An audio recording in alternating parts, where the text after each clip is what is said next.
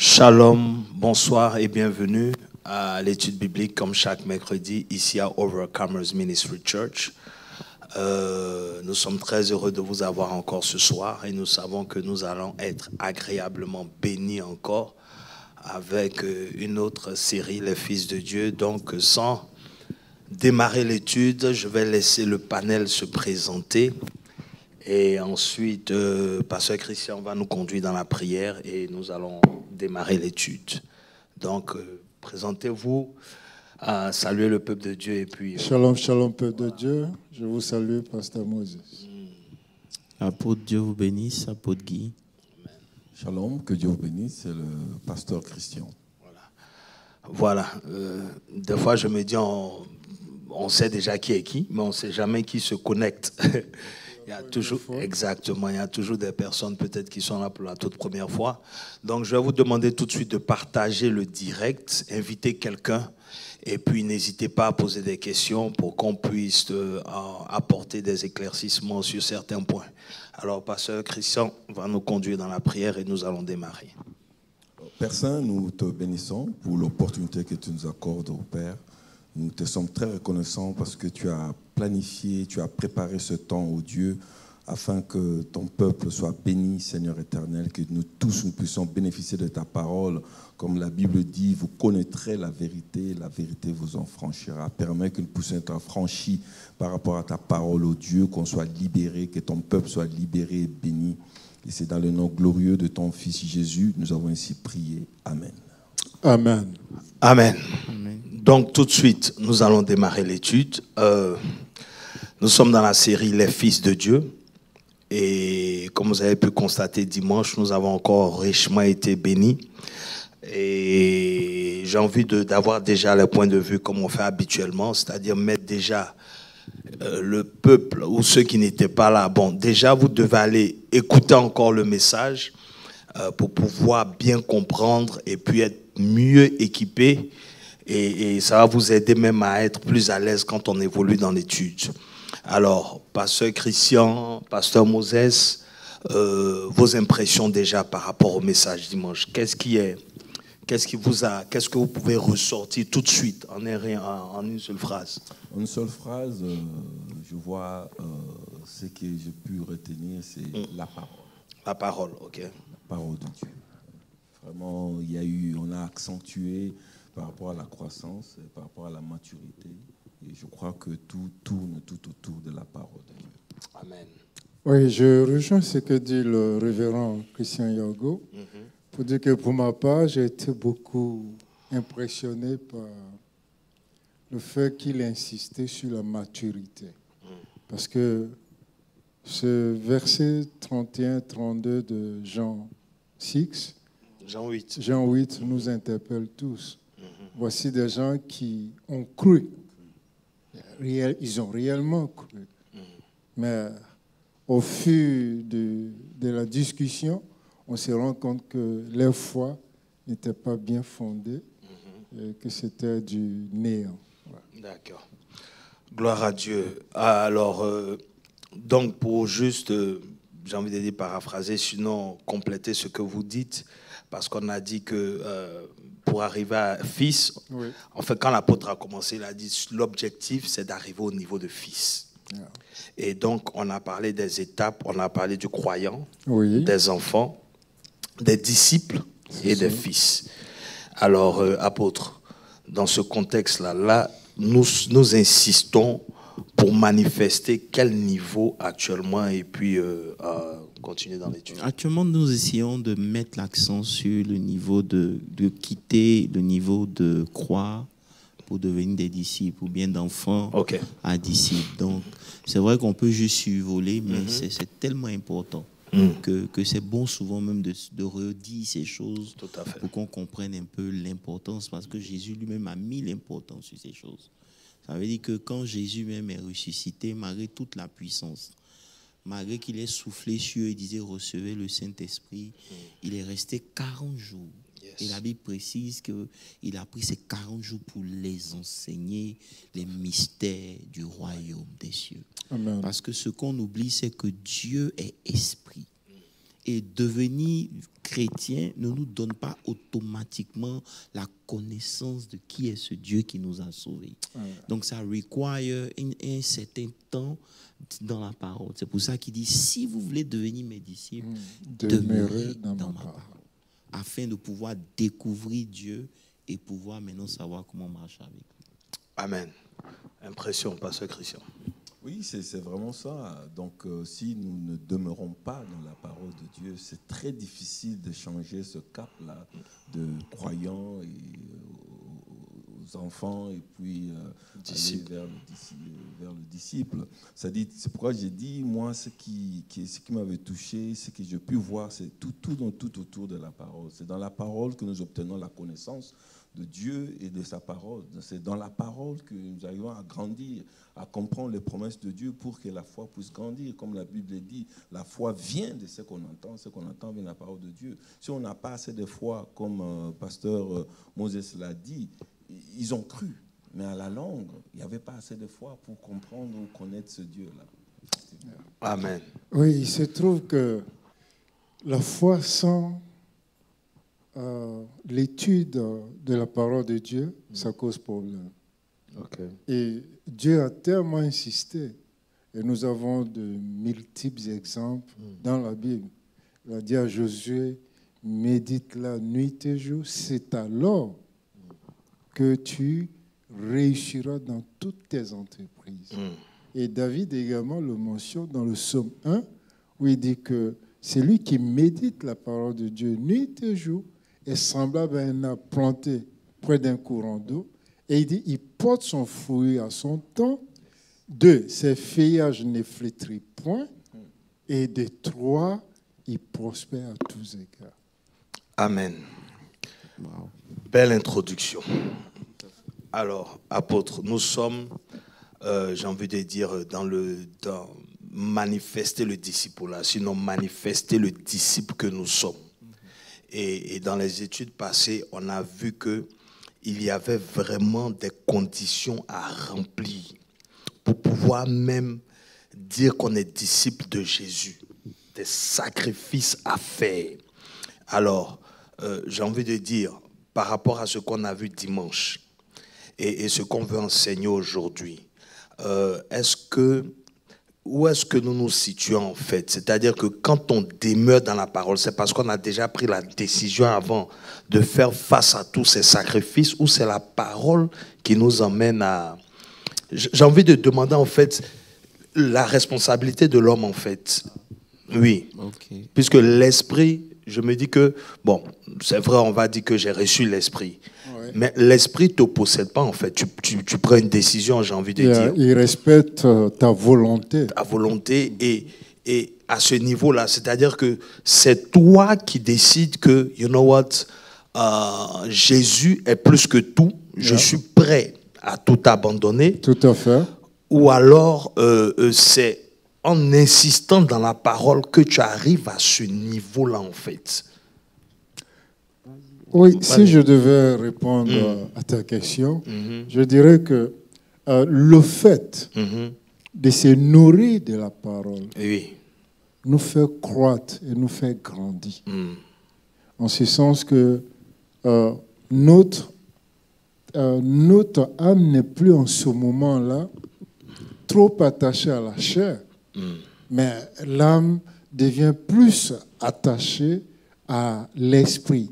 Et quand l'âme et l'esprit font un, alors l'homme spirituel que nous sommes prédomine sur la chair. Tout à fait. Ce que je veux dire pour répondre à la question, pour ajouter, c'est que lorsque vous lisez la Bible, je cherchais le verset dans 1 Corinthiens 9. 1 Corinthiens 9, lisons à partir du verset 24. Il est dit, ne savez-vous pas que tous ceux qui courent dans le stade courent tous, mais qu'un seul remporte le prix? Courez de manière à... Est-ce qu'on peut me donner le texte? 1 Corinthiens, voilà. Il dit courez de manière à remporter le prix.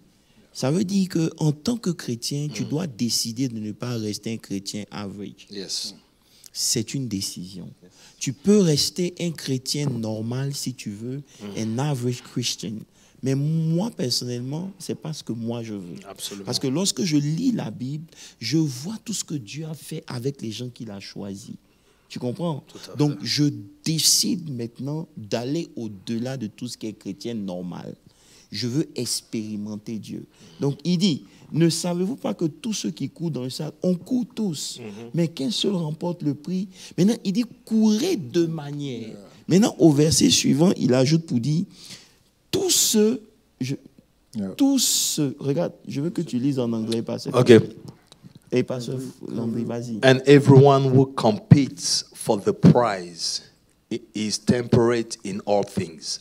Now they do it to obtain a perishable crown. Ça veut dire que tous ceux qui combattent s'imposent toute espèce d'abstinence. Tu comprends? Et ils le font pour obtenir une couronne corruptible. Mais nous le faisons pour une couronne incorruptible. Je ne sais pas si vous comprenez un peu. Voilà, donc juste pour dire quoi? Juste pour dire que parce qu'ils veulent remporter la coupe, ils sont obligés de s'abstenir d'un certain nombre de choses.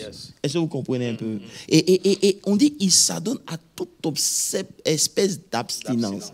C'est là que ça raise ça raise une question lorsque tu penses aux abstinences. Ça engage la notion de sacrifice. Ça veut dire que celui qui veut devenir un maître ou un champion, il doit payer le prix. Ça va te coûter le sommeil, ça va te coûter l'appétit, ça va te coûter un temps de sacrifice à tous les niveaux.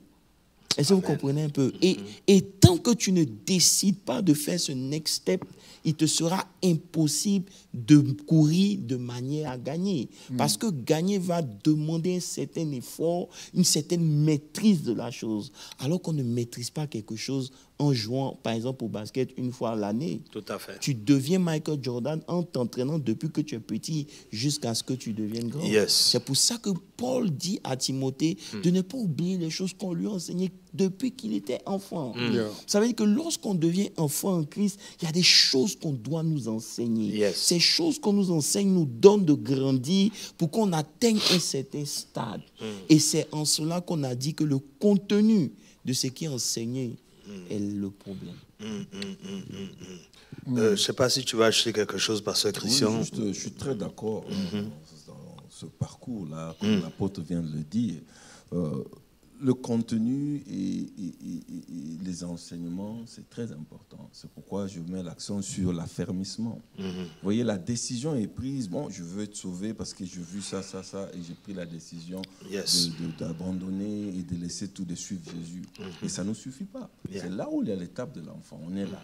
Ça ne suffit pas. Maintenant, pour progresser, pour devenir disciple, pour devenir fils, ça veut dire qu'il faudrait maintenant être affermi. Il faudrait que l'enseignement, donc si on veut parler de contenu, c'est-à-dire le contenu de l'affermissement, c'est-à-dire un enfant de Dieu doit être affermi pour comprendre au moins pourquoi il a pris cette décision. Parce qu'il y en a beaucoup qui ne savent pas pourquoi ils ont pris la décision. Et ils évoluent comme ça dans les églises, et puis jusqu'à ce qu'il y a trop des erreurs. Tout à fait. Tandis qu'une personne qui sait pourquoi je prie, pourquoi je vais à l'église, pourquoi je dois prier, vous voyez, ça donne une force au fait, dans la vie. Amen, amen, amen. C'est en cela que j'ai beaucoup aimé le Jean 8, qu'on est arrivé au niveau des enfants d'Abraham, 8,45. Et vraiment, ça m'a, j'ai envie de dire, ça m'a fait réfléchir en fait. Oui, justement, parlons du contenu. Je voulais juste ajouter ceci. Le bishop l'a dit, je crois, dimanche dernier ou bien le dimanche d'avant. Si au départ, on nous avait enseigné ces choses, il y a des erreurs que nous n'aurions pas connues aujourd'hui. Et ça, c'est une vérité. Nous devons faire notre mea culpa en tant que, je dirais, serviteur. Moi, personnellement, je reconnais que par le passé, on a induit pas mal de personnes en erreur en les faisant croire qu'en venant à Christ, ils seront bénis. Alors, venir à Christ, être béni, ce n'est pas seulement le contenu idéal qu'il faut donner à un bébé spirituel. si on veut qu'il grandisse. Okay. Ça veut dire qu'on ne peut pas donner un certain nombre de messages à des gens qui ne sont pas matures. Parce que la bénédiction peut emporter la vie d'un enfant. Tout à fait. Et c'est très important. Ça veut dire qu'aujourd'hui, quand on regarde, on a méprisé le ministère de l'enseignement. On a méprisé même les pasteurs. Si vous allez dans une église, quand un pasteur doit prêcher, tout le monde dit « Ah ». Alors que c'est la clé pour grandir. Lisons un peu, regardons un peu Jésus, si vous voulez bien. Jésus enseignait. C'est-à-dire, lisons Matthieu 1, le verset 21. Vous allez voir que c'est l'erreur des enfants d'Abraham. Okay. Eux, ils sont devenus fils d'Abraham parce qu'ils sont descendants d'Abraham. Naturel. Mais ils n'ont pas vécu comme Abraham a vécu avec Dieu. Ça veut dire qu'ils n'avaient aucune relation avec Abraham comme Abraham avait avec Dieu. Vous comprenez? C'est pour ça que Jésus leur dit, si vous étiez vraiment les fils d'Abraham, vous n'allez pas chercher à me tuer. C'est clair. Parce que Abraham me connaît, il m'a vu. Bref, quand vous étudiez le mystère de Jésus, c'est vrai qu'on a tendance à voir que Jésus guérissait, Jésus faisait des miracles, partout il passait les démons, mais étudiez bien le parcours de Jésus. Vous allez voir que Jésus avait basé son ministère sur l'enseignement. Oui, oui. Il lit dans Marc 1, le verset 21, il dit, il se rendit à Capernaum et le jour du sabbat, Jésus entra dans la synagogue et il enseigna. Oui. Verset 22, ils étaient frappés de sa doctrine, car il enseignait comme ayant l'autorité et non comme les scribes. Ça veut dire que les fils d'Abraham enseignaient comme les scribes. Ils n'avaient pas la révélation de ce qu'ils enseignaient. Et c'est le problème de l'Église aujourd'hui. Et c'est pour ça qu'ils n'avaient pas d'autorité. Aujourd'hui, l'enfant de Dieu n'a pas d'autorité à cause du contenu de l'enseignement. Parce que si l'enfant grandit avec la doctrine de Christ, il ne peut qu'avoir la liberté et l'autorité. Nous sommes dans Marc 1. C'est le premier chapitre. C'est le commencement. C'est-à-dire qu'il a établi ces bases-là d'abord, avant même de commencer une quelconque manifestation de puissance. C'est pourquoi c'est très clair. S'il faut juste ajouter un tout petit peu, même il faudrait amener cette façon de faire des choses comme Jésus dans les églises. Pour qu'une personne puisse obtenir une responsabilité à l'église, il doit passer par l'affermissement. Si tu n'es pas passé par l'affermissement, c'est pourquoi il y a une certaine légèreté dans certaines responsabilités. Parce que la personne marche par rapport à ses capacités personnelles, par rapport à son talent. Mais ils ne comprennent pas le pourquoi je sers, pourquoi j'ai cette responsabilité. Mais l'affermissement, c'est pourquoi Jésus ne voulait pas laisser ses disciples partir directement comme ça.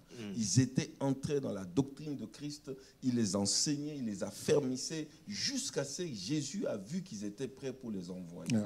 C'est clair. Ça veut dire que, partout, lisons encore Luc 4, le verset 32. Les gens étaient frappés de sa doctrine. Ils étaient frappés. Ça veut dire qu'aujourd'hui, on ne peut pas mettre l'enseignement en dehors de Jésus et attribuer Jésus et mettre Jésus dans la catégorie seulement des miracles. Tout à fait. Pour dire qu'aujourd'hui, si quelqu'un ne fait pas des miracles, il n'est pas envoyé ou bien il n'est pas oint. Non. Alors que Jésus prenait le temps d'enseigner. Au point où même quand les disciples faisaient les miracles, ils sont allés, ils sont revenus dire à Jésus, même les démons nous sommes soumis. Qu'est-ce que Jésus a dit? Il dit, réjouissez-vous plutôt que votre nom soit inscrit dans le livre de vie. Il dit, veillez à ce que votre nom ne sorte pas du livre de vie. En réalité. Parce que vous les avez chassés en mon nom. Mais ce qui va vous garantir une place, c'est la vie que vous allez mener dans ma parole. Donc partout. Et c'est pour ça que les pharisiens ont voulu tuer Jésus. Ils ne voulaient pas le tuer simplement parce qu'il faisait les miracles. Non. Leur problème était l'enseignement de Jésus. Parce que voilà des gens qui étaient des brigands, des voleurs, qui l'écoutaient et qui changeaient de vie. Quand eux, ils étaient dans un système de religion et la religion ne sauvait personne. C'est pour ça que Jésus disait, comment une fille d'Abraham qui a souffert courbée pendant 18 ans, vous ne voulez pas qu'on fasse quelque chose? Si elle est fille d'Abraham, elle mérite la guérison. Amen. Mais pour que la guérison se produise, il faut que la parole soit prêchée. Et c'est pour ça qu'ils en voulaient à Jésus. Parce que si vous lisez même Jean 18, verset 19, là-bas, la Bible dit que le souverain sacrificateur interrogea Jésus sur ses disciples et sur sa doctrine. Voilà ça. Jean 18, verset 19. Yeah. Le souverain sacrificateur interrogea Jésus sur ses disciples et sur sa doctrine. Yes.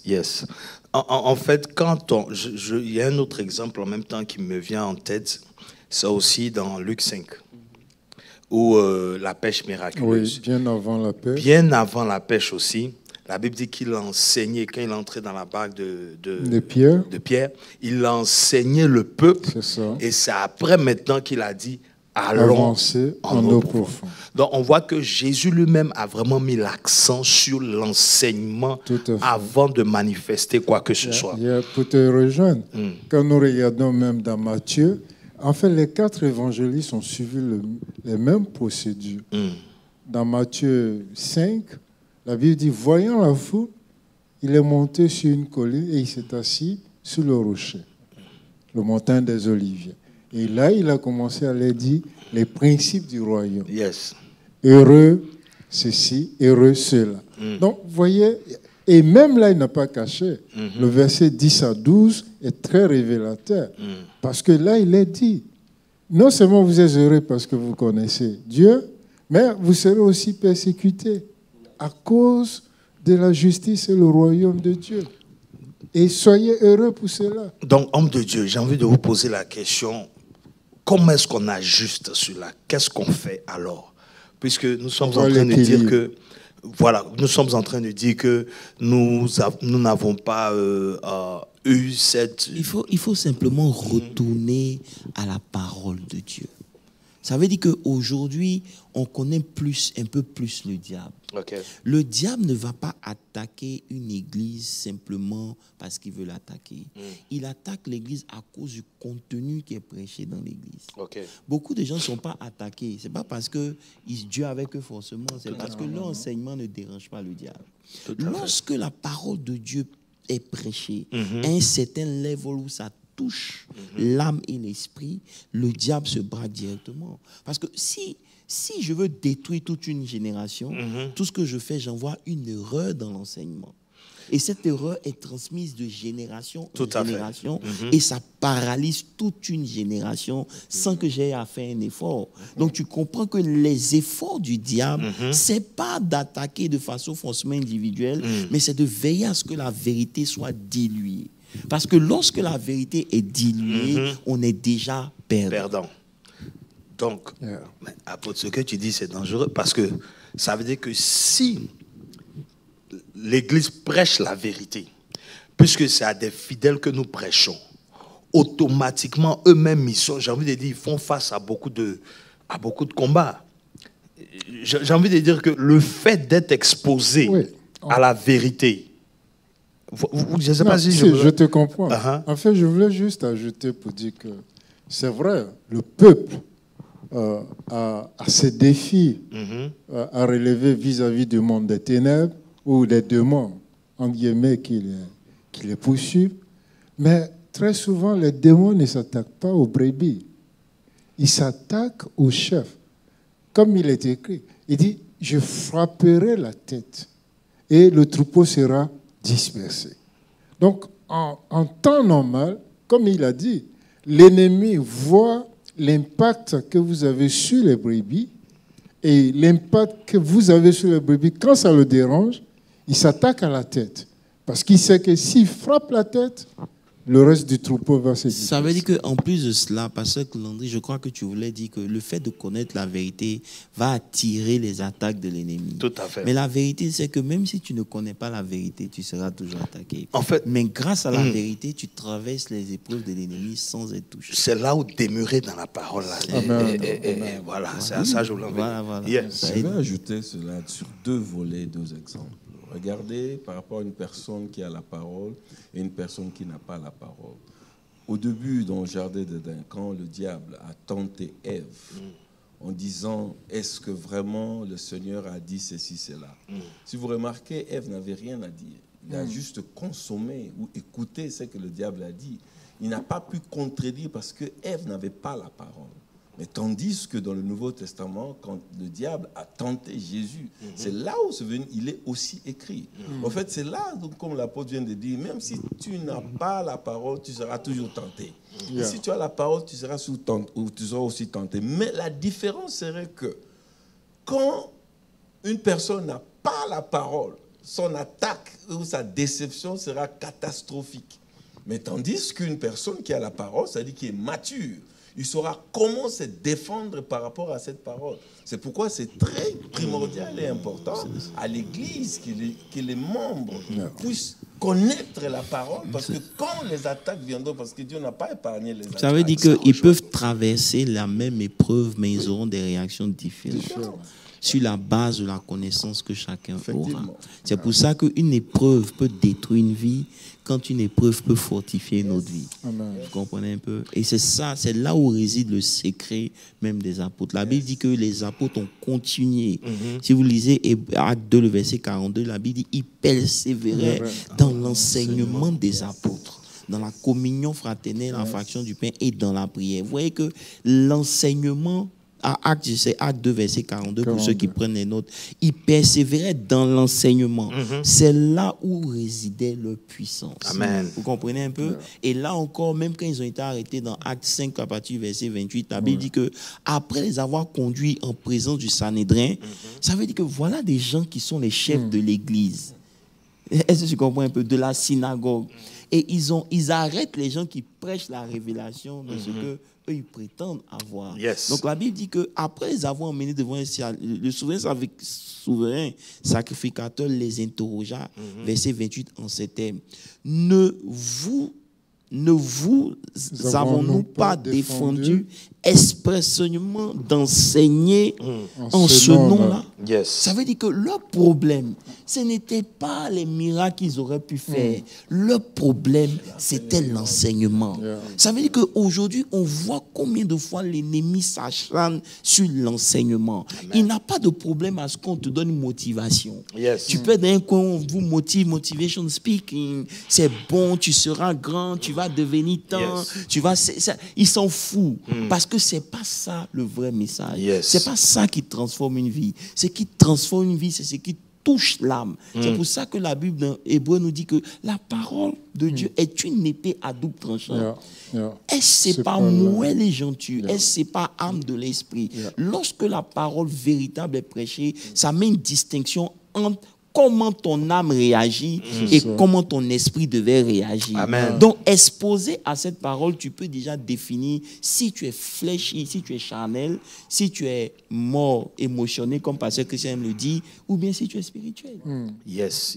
Voilà. Donc, ce que je déduis ici déjà, c'est que le diable attaque toujours par la parole. Ça doit être établi. Ça, c'est son ennemi juré. Ça veut dire quoi? Ça veut dire que s'il y a quelque chose qu'il n'aime pas, c'est la vérité. C'est pour ça que dans Jean 8, Jésus dit, il n'y a pas de vérité en lui.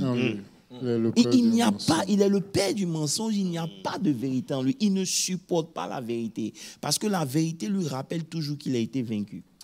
Est-ce que vous comprenez un peu? Donc c'est pour ça que tout ce qui est vrai, qui peut transformer, parce que le but de la parole, c'est quoi? Le but de la parole, c'est de nous ramener à l'image de Dieu. Amen. Donc si il nous a fait descendre de l'image de Dieu en introduisant une parole qui n'est pas vraie, donc si toute parole peut nous ramener à l'image, il va s'opposer à cette parole. Donc son combat est acharné sur la parole de Dieu. C'est pour ça qu'il n'a pas de problème à ce qu'on reste dans les combats spirituels. Il n'a pas de problème à ce que vous fassiez des veillées de prière, dépuriger le diable, l'assommer, le mitrailler. Il s'en fout de tout ça. Parce que malgré tout ça, vous faites, il est toujours présent. Mais lorsque vous résistez. Justement, ce mot résister. Tu résistes avec quoi? Si tu n'as pas la parole en toi. Parce que si Jésus a pu résister au diable et le faire fuir, c'est par la parole. Il lui dit, il est écrit, lui aussi dit, il est aussi écrit. Donc, c'est pour cela qu'il est important d'avoir la parole, comme nous disons. Et dans Éphésiens 6, quand nous regardons 10 à 17, à 3 reprises, la Bible fait mention de résister avec fermeté. aux attaques du diable. Mais, Pasteur Moses, j'ai envie de poser cette question-là parce que on a fait la distinction, nous comprenons, mais on dit souvent aussi qu'il ne s'agit pas de lire seulement la parole. Il ne s'agit pas de... on parle aussi de, quelque part, la révélation, en fait. C'est-à-dire que l'exemple que nous donnons ici, où on parle des scribes, j'ai envie de dire aussi, il lisait la parole. Il récitait même et c'est pour cela que dimanche, on a parlé d'Ésaïe 29, verset 11. Yes. Dans Ésaïe 29, verset 11, on avait dit que, il dit, toute la révélation est pour nous comme un livre, les mots d'un livre caché. Yes. Ça veut dire que... Cacheté. Ça veut dire que l'on donne à un homme qui sait lire en disant, lis donc. Ça, et il répond, je ne le puis, car il est cacheté. Ça veut dire qu'il est scellé. Vous comprenez un peu? Voilà, en anglais, the book, c'est ça, il est sealed. Il est scellé. Yes. Donc, ce n'est pas parce que tu as eu un bachelor ou un PhD en économie ou en sciences politiques que tu peux comprendre la parole de Dieu. La Bible dit que même c'est comme si on donne un livre à quelqu'un qui n'est pas instruit. On dit qu'il faut lire. Donc, celui qui est instruit, celui qui n'est pas instruit devant la parole de Dieu sont au même niveau. Le livre est scellé. C'est pour ça que vous pouvez lire la Bible toute votre vie et ne jamais parvenir à la vérité. Parce que celui qui nous introduit la vérité, c'est le Saint-Esprit. C'est pour ça que Jésus dit, j'ai beaucoup de choses à vous dire, mais vous ne pouvez pas encore comprendre. Mais quand l'Esprit de vérité viendra, il vous conduira dans toute la vérité. Il prendra de ce que je vous ai enseigné pour vous les faire connaître. C'est le Saint-Esprit qui nous donne de pouvoir comprendre ce qu'on lit. Sans le Saint-Esprit, ce n'est qu'un livre. Ça veut dire que vous ouvrez la Bible, vous avez accès aux paroles de Dieu, mais avec l'Esprit, vous avez accès à la vérité de Dieu. Amen. C'est deux choses différentes. C'est très important. Donc vous pouvez... C'est-à-dire que en ouvrant la Bible, vous avez accès à la parole de Dieu. C'est la parole de Dieu. Mais avec l'Esprit, vous avez accès à la vérité.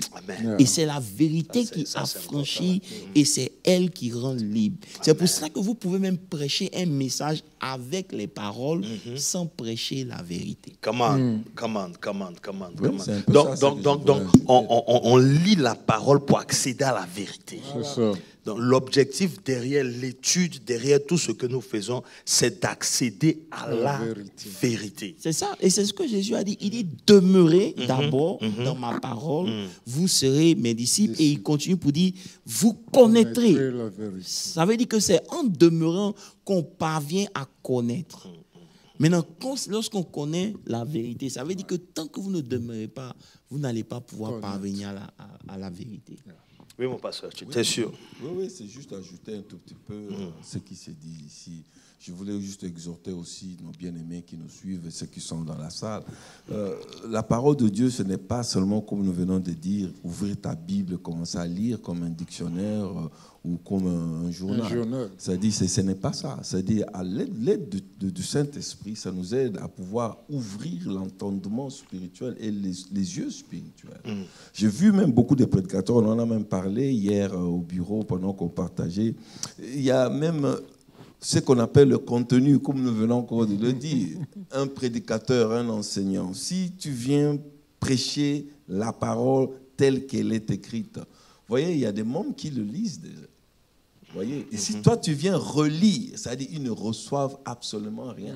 C'est-à-dire qu'il faudrait leur montrer au-delà de ce qu'ils lisent, c'est-à-dire cette révélation cachée là, qu'on a besoin. C'est pourquoi on a dit, le même verset peut être lu par 5 ou 6 personnes, mais l'interprétation ne sera pas la même. C'est clair. C'est-à-dire qu'il y a un secret, il y a un mystère de Dieu dans son écriture, dans sa parole, que nous devons arriver à toucher à l'aide du Saint-Esprit. Amen. C'est-à-dire, sans le Saint-Esprit, regarde ce que Paul dit un peu, pasteur Landry, dans Éphésiens 3, le verset 1er. Paul dit, et nous sommes victimes d'un livre qui est scellé. Ça veut dire que nous, on marche avec un livre qui est scellé. Et on s'étonne de ce qu'on ne voit pas, les résultats dont nous parle la Bible. Ça veut dire qu'on fait des confessions sans parvenir à la vérité. Et ça fait que ça ne produit pas. Parce que la Bible ne ment pas. Si la Bible ment, c'est que Dieu est faux. C'est ça. Mais pourquoi on ne voit pas les résultats dans nos vies?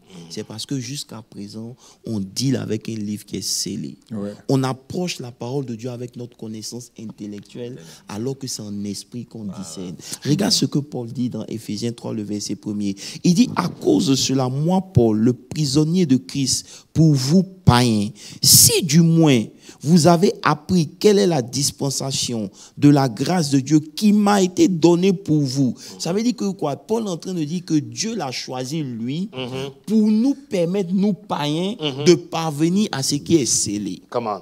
Est-ce que tu comprends un peu? Maintenant, il continue pour dire, c'est par la révélation que j'ai eu connaissance du mystère sur lequel je viens d'écrire en un peu de mots. Ça veut dire que il dit c'est par révélation. Mais attention, qui est Paul? Paul a été enseigné selon les doctrines de la parole de la Torah. Paul était un élève de Gamaliel. Tout à fait. Paul allait dans les grandes écoles juives. Mais toute cette connaissance que Paul a eue, ça n'a pas ouvert ses yeux jusqu'à ce qu'il dise ici que c'est par révélation. Le Saint-Esprit lui a révélé, il a eu connaissance du mystère. La parole, le monde... La vie chrétienne est une vie de mystère. On a besoin du Saint-Esprit pour parvenir au mystère. Amen. Sans le Saint-Esprit, on reste des chrétiens, mais on est aveugle. Et c'est ce qu'il est en train de dire. Et maintenant, il continue pour dire, en lisant et en les lisant, vous pouvez vous représenter l'intelligence que j'ai du mystère de Christ. Ça veut dire qu'un homme normal ne peut pas avoir cette connaissance de Christ que moi j'ai si ce n'est pas par révélation ou par connaissance. Il dit au verset 5 ici, il n'a pas été manifesté au Fils des hommes. Parlant de la génération de laquelle il sort. Okay? Il dit, ça n'a pas été manifesté au fils d'Abraham, en griffe, la première descendance, dans les autres générations. Mais comme il a été révélé maintenant par l'Esprit aux saints apôtres et prophètes de Christ. Alléluia. Alléluia. Okay. Est-ce qu'on peut parler de ça? Non, il y a plus de débats. Hein? Il y a plus de questions. Non, c'est clairement établi. Mais c'est faux. C'est faux parce que il n'a pas été manifesté au Fils des hommes dans les autres générations. Comme il a été révélé maintenant par l'Esprit aux saints apôtres et prophètes de Christ. Parce qu'il n'avait pas le Saint-Esprit, il ne pouvait pas parvenir au mystère de Christ. Tu comprends un peu comme c'est révélé. C'est pour ça qu'on n'aura pas d'excuses devant Dieu. On n'aura pas de raison pourquoi on est resté à un niveau primaire dans le spirituel. On n'aura pas de raison. C'est une question de paresse. Et au point où, quand on parle de Paul, il dit à cause de la révélation même, il a eu... Hein? Toutes ces peines... À cause de la révélation. Justement. Ça veut dire que la révélation était... Comme tu l'as dit, c'est Pasteur André, c'est de ça qu'on parle. Ça veut dire qu'aujourd'hui, on reste croyant. Parce qu'un disciple, c'est quelqu'un qui doit d'abord comprendre l'enseignement de son maître. Il doit pouvoir être en mesure de l'expliquer et le divulguer. C'est pour ça que quand il donne la commission d'aller prêcher dans toutes les nations, il dit faites de toutes les nations mes disciples et baptisez-les et enseignez-les tout ce que vous avez appris. Parce qu'il n'y a que par l'enseignement qu'ils peuvent parvenir au niveau de disciples. Sans enseignement, ils ne pourront pas. Ils vont rester à un niveau précaire de la connaissance de Dieu. Et tu l'as rappelé dimanche, c'est ce qu'il a dit à Timothée dans 2 Timothée 2, verset 2. Voilà. Il dit, ce que tu as reçu de moi, confie-le à des hommes fidèles. Qui soient capables de le transmettre aux autres. Et même si on va même dans l'Ancien Testament, lisons par exemple Proverbe 4, le verset 13, il est dit là-bas que Salomon dit, retiens Proverbe 4, verset 13. Il dit, retiens l'instruction. Retiens l'instruction, ne t'en dessaisis pas. Garde-la, car elle est ta vie. Il ne dit pas la vie, hein. Ta vie, Elle est ta vie. Ça veut dire que c'est en découvrant les instructions que ta vie maintenant commence à fleurir. Comme Pasteur Moses a dit, il est comme un arbre qui est planté auprès d'un courant d'eau. Il donne son fruit en sa saison. Il dit au verset 20, il dit, mon fils, sois attentif à mes paroles. Prête l'oreille à mes discours. Qu'il ne s'éloigne point de tes yeux. Garde-les dans le fond de ton cœur. Car c'est la vie pour ceux qui les trouvent. C'est la santé pour tout leur corps. Alléluia. Oui, en fait, je réalise que donc à l'église, on doit enseigner. Et dehors, on prêche. En fait, je ne sais pas comment... Dehors, là, c'est où? Non, je veux dire, dans les évangélisations, quand on n'a pas affaire à des chrétiens, en fait. Tu n'as pas remarqué qu'aujourd'hui, les vrais évangélistes ont disparu? Mais c'est ça, c'est de ça que... Aujourd'hui, il n'y a pas ces évangélistes-là qui venaient nous prêcher Jésus au point où tu as envie de te reconvertir, malgré que tu es déjà converti. Il n'y a pas. Tout le monde se lance dans le cadre prophétique. Ou bien l'évêché. Ça veut dire que c'est les titres maintenant qui prennent la place. Moi-même, je veux qu'on m'appelle frère, même, c'est mieux. Parce que je regardais une vidéo de comment il s'appelle...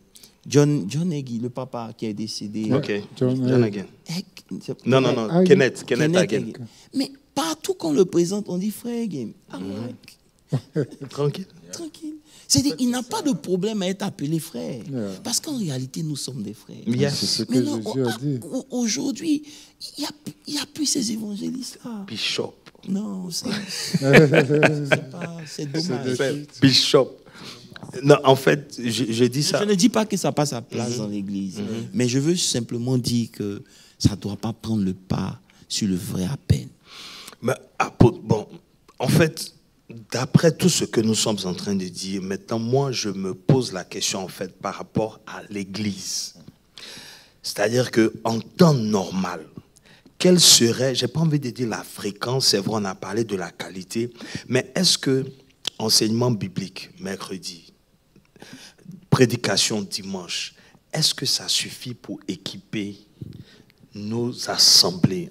Je ne sais pas si ma question est mal. Je voulais juste te dire ceci. Ok, vas-y, excusez-moi, c'est très important. Nous allons revenir encore dans Ephésiens 4. L'église, c'est toute une vie. Ce n'est pas une institution mécanisée, calculée, comme un secte. Nous marchons selon l'Esprit de Dieu. C'est Dieu qui sait ce qu'il faut dire à son peuple. Amen. Parce qu'il y a des enfants de Dieu qui prient chaque jour et Dieu veut répondre. Alors, il répond à travers ses serviteurs. Amen. Alors, dans l'Église, il y a cette partie d'Ephésiens 4 où il y a des apôtres, des évangélistes, de ceci. C'est pourquoi le respect de la vocation, c'est très important. Ça veut dire, nous devons arriver, c'est une grâce pour nous à l'AGV, nous avons toute une institution apostolique ici. Ça veut dire, nous avons les évangélistes, les 5 ministères sont réunis. 5 ministères et respectés. Voilà, c'est dans ce cadre-là qu'il faudrait maintenant comment utiliser. Comme on a dit, je crois, hier, pendant qu'on parlait, le partage avec les pasteurs, ça veut dire, c'est rare de voir, comme on dit maintenant, là, un médecin généraliste ou un pasteur généraliste. Mais si tu l'es, Dieu merci, Dieu peut te donner tout. Voilà. Mais sinon, dans chaque serviteur, il a ses capacités, sa vocation appelée à enseigner, à prêcher, et à évangéliser, et ainsi de suite, selon la vocation des 5 ministères. Donc maintenant, tout dépendra maintenant de l'Église. Comment l'Église va établir pour pouvoir voir comment le temps d'enseigner, le temps de prêcher, le temps de ceci. Voyez, mais l'enseignement dont nous parlons ici, ce n'est pas seulement le fait de prêcher, c'est l'enseignement de doctriner les gens. Ça veut dire, c'est l'affermissement. Tout à fait. Ça veut dire, il doit y avoir un temps de l'affermissement aux nouveaux convertis où on leur affermit un corps à corps. Voilà, peut-être à côté ou à part, mais pendant qu'ils viennent dans le culte, parce que nous n'allons pas ralentir l'élan de l'Église à cause de ceux qui viennent d'être convertis. C'est-à-dire qu'on doit prêcher l'Évangile. L'Évangile doit être prêché. Mais néanmoins, ils auront leur temps de l'affermissement, et cela dépend maintenant de l'organisation du monde. Je suis d'accord avec Pasteur Christian, les affermissements sont importants. Ça veut dire qu'aujourd'hui, c'est la base, c'est la fondation. Mais je veux ajouter quelque chose de très important. Ça veut dire que dans tout ce qu'on lit, l'homme a sa responsabilité. Dans le texte que nous avons lu dans 1 Corinthiens 9, à partir, il dit, celui qui veut gagner, il s'entraîne de manière à gagner. Ça veut dire que celui qui veut être un chrétien victorieux, il s'entraîne à devenir un chrétien victorieux. Il n'attend pas dimanche pour ouvrir sa Bible. Vous comprenez? Vous allez dealer avec des chrétiens qui ne peuvent pas t'expliquer même un verset. Après 10 ans, ils ne peuvent pas exhorter. Ça veut dire que personnellement, la vérité n'a pas encore touché leur cœur, ou eux-mêmes, ils n'ont pas vu l'importance de nourrir leur être spirituel. Il y a en plus de ce que l'Église peut apporter le dimanche, mercredi, il y a une responsabilité personnelle qui incombe à chaque chrétien. Et je me rappelle toujours, j'ai un ami d'enfance qui me disait, à chaque fois que moi j'étais en train de lire, il dit, mon cher, toi et moi on ne veut pas devenir même chose en Christ. Vous comprenez? Ça veut dire que ce que tu veux devenir en Christ, c'est ce en quoi tu investis. Tu ne vas pas investir dans quelque chose que tu ne veux pas devenir. Si les chrétiens ne veulent pas devenir des fils, ils ne trouveront pas le temps de consacrer par jour 1 heure à la méditation, 1 heure à prier en langue, jamais de la vie. Mais ils peuvent le faire sur Internet, ils peuvent rester sur Facebook pendant des heures, sur TikTok pendant des heures. Ça veut dire qu'aujourd'hui, ce que nous sommes est le fruit de notre soif. C'est la soif qui détermine ce que le chrétien fait. Si tu n'as pas soif, tu ne peux pas. Vous comprenez un peu? Et c'est pour cela que c'est important. Regardons un peu Éphésiens à cause du temps. Éphésiens 4 encore, comme Pasteur Christian parle, où il a nommé, il a donné des dons à l'Église pour l'affermissement et tout. Maintenant, perfectionnement. Maintenant, lisons à partir du verset 21. Éphésiens 4, le verset 21. Il dit, si du moins, vous l'avez entendu, et si conformément à la vérité qui est en Christ, c'est en lui que vous avez été instruits à vous dépouiller. Ça veut dire que quand l'enseignement a été donné, ton rôle à toi, c'est de l'accepter. Beaucoup de gens n'acceptent pas la parole de Dieu, même dimanche quand c'est prêché. Donc, ça n'a pas le temps, ils n'ont pas le temps de se dépouiller. Parce que la parole de Dieu te dit que tu es colérique. La parole de Dieu te dit pardonne. Tu comprends? Est-ce que je disais dimanche, après 10 ans, ta manière d'aimer doit être différente. Ta manière de pardonner doit être différente. Ta manière d'aimer doit être différente. Tu comprends un peu? Tu ne peux pas toujours réagir du tac au tac. Parce qu'après 10 ans, quand même, la vérité avait pour mission de te dépouiller de ton homme ancien. Il dit, si quelqu'un te gifle sur la joue gauche, qu'est-ce que tu fais? Donne la joue droite. Ça veut dire qu'à tout moment, tu ne vas pas toujours revendiquer ce que les gens t'ont fait. Tu dois toi aussi comprendre qu'en leur pardonnant, c'est un signe de maturité. Amen. Tu comprends? Il dit donc, si conformément à la vérité, à eu égard à votre vie passée. Ça veut dire que ta vie passée ne doit même pas réagir après quelques années face à la vérité. Tu comprends un peu? Il dit de vous dépouiller du vieil homme qui se corrompt par les convoitises trompeuses et à être renouvelé dans l'esprit de votre intelligence et à revêtir l'homme nouveau. Pasteur Landry, pour répondre à ta question, c'est un sacrifice tous les jours que tu choisis de faire si tu veux marcher avec Christ. Je vais appuyer encore ça. Je te laisse passer, Christian. Je vais juste poser une question. Je veux savoir, en fait, est-ce que vous... Attends, je n'ai pas fini le verset. Il dit, à revêtir l'homme nouveau, excuse-moi, créé selon Dieu dans une justice et une sainteté que produit la vérité. Que la vérité. Que produit la vérité. C'est pourquoi renoncez au mensonge et chacun de vous parle selon la vérité à son prochain, car nous sommes membres des uns des autres. Yes. En fait, c'était juste pour dire, vous avez combien de chrétiens qui vous appellent pour poser des questions sur la Bible? Pratiquement pas. Bon. C'est pourquoi je voulais ajouter. J'ai expérimenté quelques-uns qui sur parfois... 2 Timothée 2, 15, je ne sais pas si on peut nous mettre ça. La Bible dit « Efforce-toi de te présenter devant Dieu comme un homme qui a fait ses épreuves, un ouvrier qui n'a pas à rougir, mais qui expose avec droiture la parole de la vérité. » Ça veut dire « Efforce-toi ». C'est-à-dire qu'il y a un effort, il y a une responsabilité qui est donnée à chaque enfant de Dieu chrétien de pouvoir s'y mettre à demeurer dans la parole pour arriver à la vérité. C'est en cela que Jésus disait que la vérité va vous affranchir. Parce que lorsque la vérité touche ton cœur et que tu l'acceptes, elle a un effet directement dans ta vie personnelle. Amen. Tu comprends? Parce que l'ennemi travaille de façon subtile. Yes. Mais lorsque tu travailles sur toi-même, tu es affranchi de la colère. Yes. Tu es affranchi d'un certain nombre de choses, des convoitises. Et ça fait que finalement, il n'a plus d'autorité sur toi. Tu es réellement libre. Yeah. C'est pour ça qu'il dit, si le Fils t'affranchit, c'est-à-dire, si la parole t'affranchit, vous serez réellement libre. Vous comprenez? Ici, ce n'est pas que la parole n'est pas puissante, mais c'est nous qui n'acceptons pas. Parce que lorsque la parole vient et te dit pardonne, tu ne viens pas discuter avec la parole. Raisonner. Yes. Tu ne viens pas raisonner alors que la Bible dit que nous renversons tout raisonnement. Ça veut dire que l'ennemi utilise le raisonnement. Yeah. Nous, on utilise le raisonnement aussi vis-à-vis de la parole. Yeah. Et donc, ça fait que vous n'êtes pas libre. C'est ce que Jésus leur disait. Vous n'êtes pas libre. Parce que lorsque vous êtes libre, vous ne raisonnez pas la parole de Dieu. Yes. Donc, la vraie liberté, elle est produite par la vérité. Il dit, vous êtes esclave. Voilà. Vous continuez d'être esclave de vous-même. Vous continuez d'être esclave de votre orgueil. Vous continuez d'être esclave de votre moi. Alors que vous devez vous dépouiller. Yes. Tu comprends un peu? Yes, donc, jusqu'à présent, la vérité n'a même pas encore fini de faire son travail dans nos vies. Et c'est comme ça même que tu te soumets à l'esprit. C'est ça. On n'a pas encore touché ça, justement.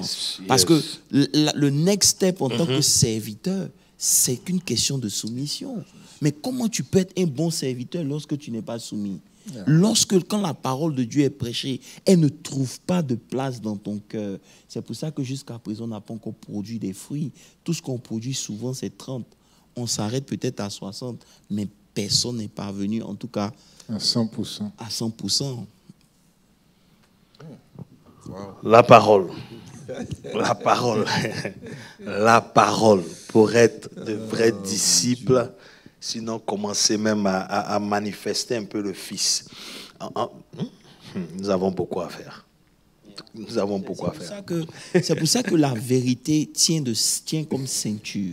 Ça veut dire que c'est elle qui soutient tout notre habit. Vous pouvez être habillé sans vérité. Yeah. Vous comprenez un peu? Yeah. Votre nudité sera exposée. C'est-à-dire que la vérité couvre la partie cachée. La vérité touche à la partie qui est cachée en toi. C'est-à-dire, lorsque tu parles, les gens peuvent avoir une idée de toi, les gens peuvent penser des choses grandes de toi, mais la vérité, elle touche la partie que personne ne voit. Amen. Est-ce que tu comprends? Yes. Elle expose cette partie cachée en chacun d'entre nous. C'est pour ça que tu peux dire ce que tu veux, mais le jugement qui compte le plus, c'est celui de Dieu. Parce que ce que Dieu pense de toi est ce qui est le plus important. Donc, lorsque tu es affranchi, Dieu sait. Regarde, la parole de Dieu dit, Proverbe 35, toute parole de Dieu est pure. Il est un bouclier pour ceux qui cherchent refuge en lui. Comme l'apôtre vient de dire, ça dit, la parole, la présence de Dieu couvre, protège, ça cache notre nudité, comme on dit. Il a dit, pour ceux qui en cherchent, c'est-à-dire, c'est toute parole, c'est-à-dire la parole de Dieu, c'est très important pour notre vie chrétienne. Ça veut dire que, non seulement ça même, tu vois, dans l'armée même du chrétien, ça fait partie des choses qui ne sont pas offensives. Ça veut dire que tu ne vas pas avec ta ceinture au combat pour te battre. Tu ne tapes pas ton ennemi avec ta ceinture. Mais elle te permet d'être stable. Tu ne peux pas, pendant que tu soutiens ton habit, manier ton épée. La vérité installe une certaine stabilité dans la vie du chrétien et dans le combat spirituel. Amen. Parce que lorsque tu combats dans la vérité, tu triomphes toujours. Amen. Il nous fait toujours triompher. C'est-à-dire connaître la vérité te donne une certaine stabilité. Amen. Et c'est cette stabilité qui produit ou qui manifeste la victoire dans ta vie de tous les jours. Donc la vérité commence d'abord personnelle. Et c'est ce qu'il disait. Il dit, elle va vous affranchir. Parce que vous pouvez vous réclamer d'une certaine identité, d'être ceux des fils d'Abraham. Mais lorsque la vérité va venir, elle va tester ce que vous dites. Elle va tester si vous êtes vraiment des fils d'Abraham. Tu comprends un peu? Parce que devant la vérité, personne ne peut mentir. Amen. C'est clair. Elle expose tout ce qui est caché. Tout ce qui est caché. Parce que je suis en train de regarder en même temps s'il y a des questions. Il y a des personnes qui ont posé des questions. Je ne sais pas s'il y a des questions. Il n'y a personne qui pose des questions, d'accord. Je pense que l'étude est vraiment poussée. Par là, nous comprenons donc que nous devons demeurer dans la parole. En demeurant dans la parole, nous sommes soumis à l'esprit. En demeurant dans la parole, nous sommes protégés, nous arrivons à la vérité. Et l'apôtre a touché un point dimanche, c'est-à-dire que normalement, quand tu as ce niveau, tu dois aimer la vérité. C'est-à-dire que tu ne vas pas te fâcher quand tu entends quelque chose qui est censé faire du bien à ton esprit, sinon à ton âme. Ou un peu la réaction que tu as. Et c'était la différence avec les scribes, les juifs, ceux qui, c'est-à-dire ils entendent la vérité, mais ça les irrite, ils sont fâchés, ils se rebellent. Alors que les enfants de Dieu, sinon ceux qui tendent à la vérité, c'est-à-dire ils sont prêts à accepter cette nudité-là pour apporter un changement, une transformation à la gloire de Dieu. Amen. Et c'est une étape très importante. Parce que tant que tu réagis négativement à la vérité, ça veut dire que toi-même, tu dois te rendre compte qu'il y a un problème quelque part. Parce que si tu es esprit, et ce que je sais, c'est que quoi? C'est que la parole vient révéler la vérité. Donc ça veut dire que la parole attaque la chair ou attaque les œuvres du diable. Dévoile quelque chose. Justement. Ça veut dire, c'est pour ça qu'en lui, il n'y a pas de vérité. Voilà. C'est le père du mensonge. Il aime tout ce qui est caché, couvert. Et beaucoup de chrétiens sont rentrés dedans. Ils couvrent, ils cachent. Tu comprends? Mais la vérité vient pour exposer leur nature. Et quand la vérité expose leur nature, au lieu de l'accepter, pour se repentir, pour être délivré, ils refusent cette vérité. Et ils restent à un niveau qui n'a pas changé après des années. Le meilleur moyen de résister au diable, c'est de marcher dans la vérité. Amen. La vérité fait que, ça, Jésus vient, Jésus dit, le diable vient, mais il n'a rien en moi. Parce qu'il n'y a pas de mensonge en moi. Donc il ne peut pas trouver une place en moi. C'est ce à quoi Jésus nous invite. Ce n'est pas un chemin facile, mais c'est le chemin le plus sûr d'avoir la victoire. Amen. Parce que celui qui est dans la vérité, le diable ne peut pas toucher à ça. Amen. Ça veut dire que quand il va vouloir dire un certain nombre de choses, tu sais que c'est vrai, tu sais que ce n'est pas vrai. Rappelez-vous que le diable aussi nous influence. Il touche nos pensées, il libère des pensées dans notre esprit. Il n'y a pas plus dangereux que quelqu'un qui croit ce qui n'est pas vrai. Amen. Et comment on fait pour annuler les pensées diaboliques et les mensonges du diable? C'est à travers la vérité. Donc, non seulement connaître la vérité, c'est bon parce que l'ennemi ne peut pas te détruire, mais connaître aussi la vérité te permet de ne pas accepter les mensonges du diable. Yes. Parce que, tu vois, quand on a parlé du vieil homme, ça veut dire que normalement, tu n'es pas censé être le vieil homme.